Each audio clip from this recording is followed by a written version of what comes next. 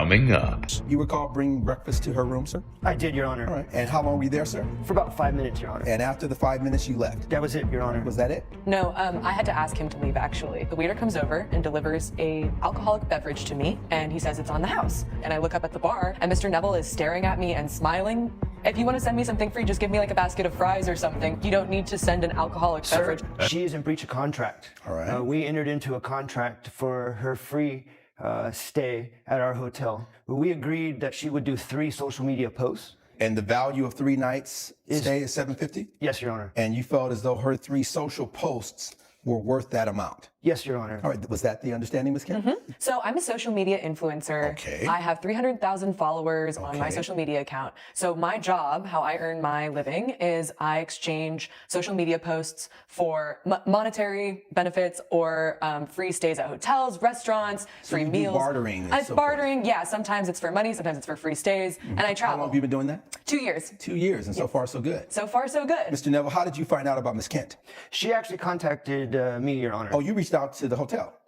And had you already decided you were going to stay there and you wanted to see whether or not you can do this bartering with them? How did that work? So I am based in the Los Angeles area. All right. And specifically with this set of posts I was going for, Yes. I wanted a place that was a little bit outside of LA that a lot of my following could go to for a little like vacation, where they wouldn't have to go too far. And I found Mr. Neville's hotel in Dana Point. And You ended up talking to him directly? I talked to him directly. Yeah, I contacted the hotel, got in touch with him. All right, and Mr. Neville, what do you recall the conversation being?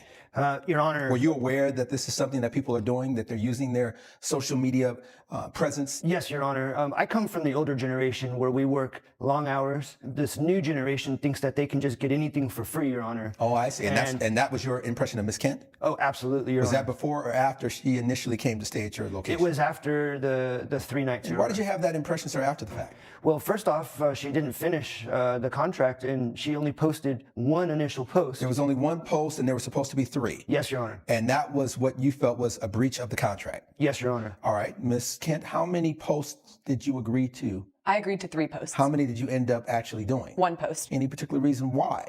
The first night went great. All I right. checked in, I got to relax for a little bit. I went to bed. I woke up for a fresh start in the morning, and I'd posted on that first day. That was the only post that was made. Day 2. Day 2, I wake up and Mr. Neville brought me breakfast that morning to my hotel room.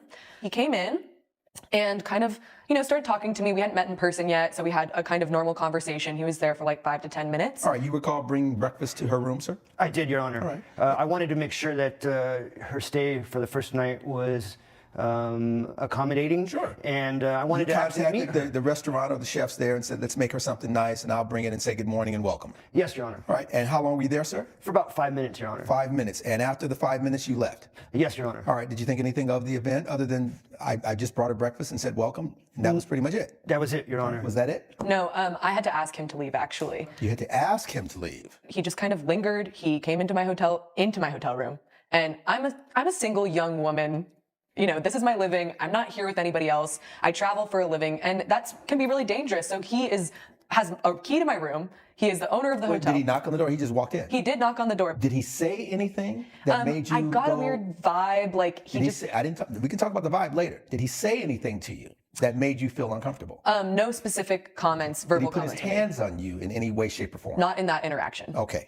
Did he look at you in a way that, how men will sometimes leer and sort of look you up and down? You're like, my eyes are up here and not down here. Did you get some of that? Yes. Tension you felt it was more of a sexual nature? Yes. Okay.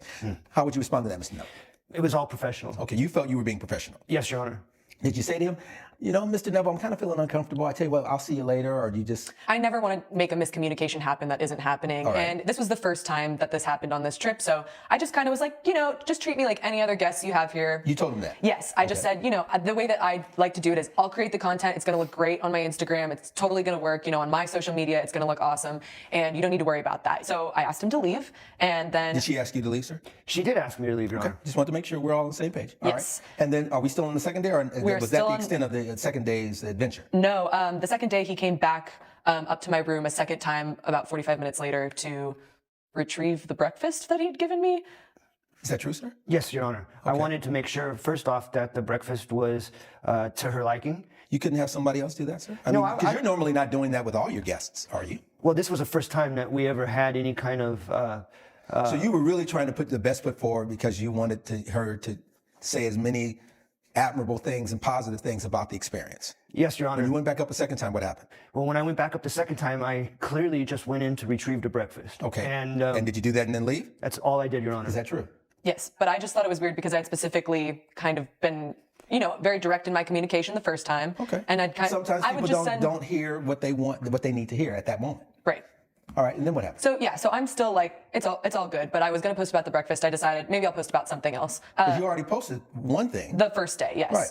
And we're in the second day, and other than this encounter with the breakfast and the tray being removed, why didn't you post for the second day? I'm sitting at dinner, and the waiter comes over and delivers a alcoholic beverage to me, and he says it's on the house. And I said, well, I didn't order that. And he's like, well, we thought just through our generosity we would give you a free drink. And I look up at the bar, and Mr. Neville is staring at me and smiling at me.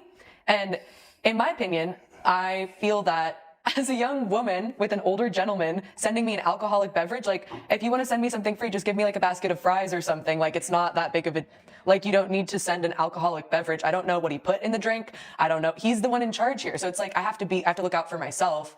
Do you have any children, sir? I do. I have 2 children. I have one daughter who's 18. My son is 15, but I am divorced. Okay, because your 18-year-old daughter, if she were in that same situation and she was saying an older gentleman was making me feel uncomfortable, that probably wouldn't sit well with you. No, it wouldn't, Your Honor. Were you in fact at the bar looking and smiling when you had the I drink was delivered? smiling, Your Honor. Again, providing the best customer service was my number one goal. I got it. And I had already noticed that she hadn't done any further posts.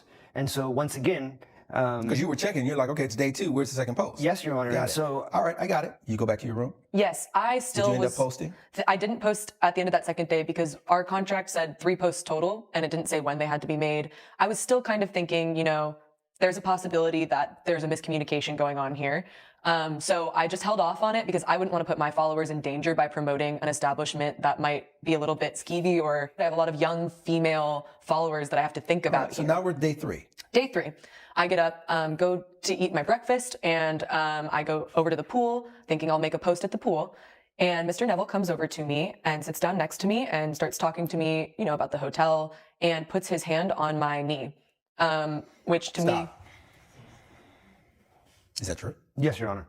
I did put my hand upon her knee, but it was only to reassure her after our initial 30 seconds of conversation when she was giving me the cold shoulder. Had that been your 18-year-old daughter, how would that leave you feeling? Well, with my daughter, I'd be very concerned. You crossed the line. I don't feel I crossed the line. I was reassuring her when I got the cold That shoulder. wasn't a question that I was proposing to you. That was a statement with an exclamation point at the end.